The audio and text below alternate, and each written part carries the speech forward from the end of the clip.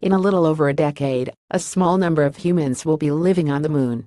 Then in the following 10 years, about 100 more people will join them, according to Bernard Followin, a scientist at the European Space Agency ESA. He believes scientists, technicians, and engineers will be the first ones to officially call the lunar habitat home.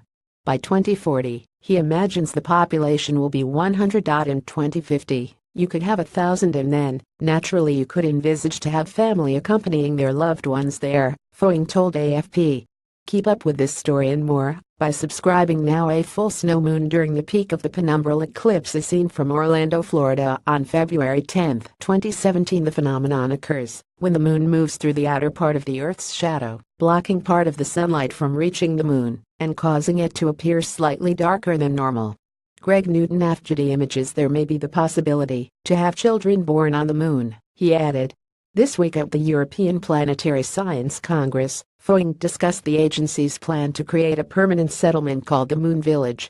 The plan was announced to the public last year at the 32nd Space Symposium. The village will be a base for science, business, mining, and even tourism, Jan Warner, Director General of the ESA, explains in the video below. This futuristic idea would require the communities living on the moon to use local materials to survive and build shelter, among other structures. Volcanic rock may be useful in conjunction with 3D printing technology, suggests physicist Vidvuds Beldovs of the University of Latvia. And in order to obtain water, ice from the moon's poles will have to be melted. But before any of this happens, more people, particularly politicians, need to get on board, especially considering the International Space Station is set to be decommissioned in 2024. It is highly frustrating. We still don't have the top leaders interested, said Beldovs, who runs a project advocating for joint exploration of the moon. Many scientists and commercial prospectors are excited about the proposed idea of creating a moon village.